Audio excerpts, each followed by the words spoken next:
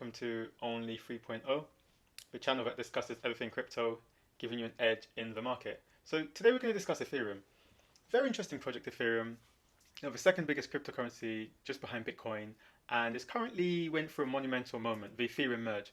So we know that Ethereum has moved from a proof of work consensus to proof of stake, and with the merge, something interesting had happened to Ethereum that's not yet been priced in, and I think it's an incredible opportunity and something to pay attention to, because Ethereum effectively will be the catalyst for the next bull market. As we know, as Ethereum moves forward, the other tokens and altcoins tend to follow Ethereum. So why has Ethereum fallen since the merge? If we look at Ethereum's price history over the last, say, 30 days, what we see is prior to the merge, Ethereum was on a good climb, got as high as up to close to $1,800, and then dipped quite substantially and continued to dip after the merge took place, as we can see here. So it's a very interesting opportunity for Ethereum because the merge has effectively improved the fundamentals of Ethereum significantly, yet still the price isn't reflected in Ethereum.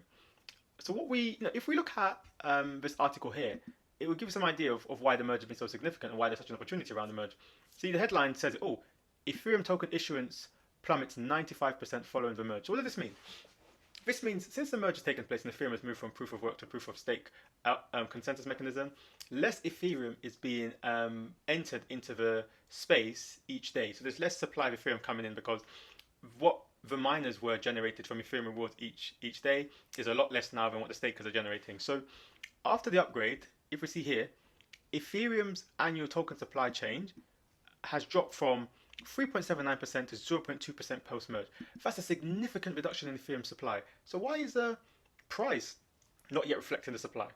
As we see here, there's about a 99% reduction. Why is price not reflecting the change in Ethereum supply? Because we all know about markets. If there's more demand than supply, the asset price must increase. This means that there's a huge deviation in Ethereum and there's potentially significant value, significant opportunity in positioning yourself in Ethereum and the Ethereum ecosystem. Because what we're saying is the emission of the token is down by what you're talking around 90% or so, yet still the price has not yet started to reflect the change in Ethereum.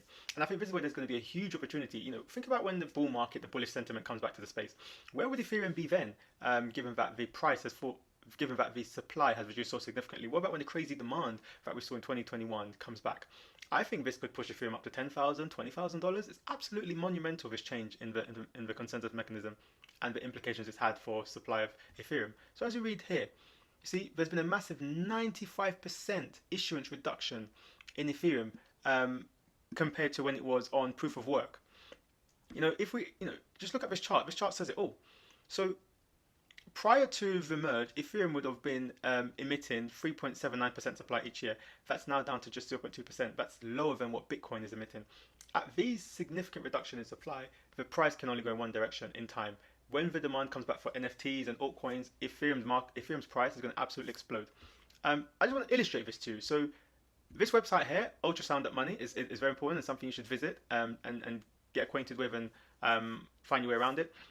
So since the merge of September the 15th, there's been close to 5,000 Ethereum supply entered into the space. Now, what would that have been prior to the merge when Ethereum was proof of work? Let's try it out. Look at that. So prior to proof of, if Ethereum was still proof of work, there would have been 93,000 ETH gone circulated into the market versus the current 5,000 ETH. So there's about an 88,000 reduction in ETH supply since September the 15th. These fundamentals are absolutely frightening. What will happen to ETH when the bull market comes back? I think ETH could become deflationary. That means there could be more ETH being burned than ETH being created, because I don't know if you know about EIP 1559, which is an important upgrade that took place on Ethereum not too long ago, where a certain percentage of ETH being mined is now burned. So if we get in a position where the hype of the activity comes back, where lots of ETH is being spent, that means more ETH will be being burned. I think ETH could actually become deflationary. That means there could be less ETH in the market than what's currently being produced, because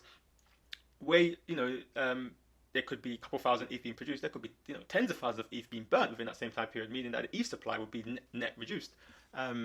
So that's something to pay attention to. Again, we can do the same thing, stimulate here, ETH issuance. So look at that. We would have been forecasted to be issuing about close to 5,000.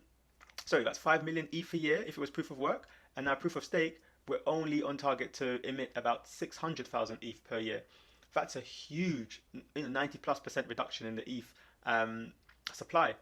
So when the crazy, if you think about, some of the key events that happened, with regard to the Yuga Labs board 8 mints and how the amount of ETH that burned, if we get back to those market conditions where ETH has just been burnt significantly, I can imagine ETH being a deflationary currency, deflationary cryptocurrency. So, I think what we need to do now is position ourselves in ETH, and not financial advice, but ETH is a very interesting opportunity. And I think the potential when the market realizes the fundamental shift in ETH's value, ETH looks like it can only go one direction, and that's up, because the forces of economic supply and demand are well within ETH's favor right now. Thank you for tuning in to Only 3.0. I hope you like that content and my take on Ethereum and why I think it's a significantly undervalued asset, as well as the altcoin space, and why I think the market price will catch up to fundamentals in time, and why ETH is the asset to watch right now. Please like, share, and subscribe. Thank you very much. Have a good day, everyone.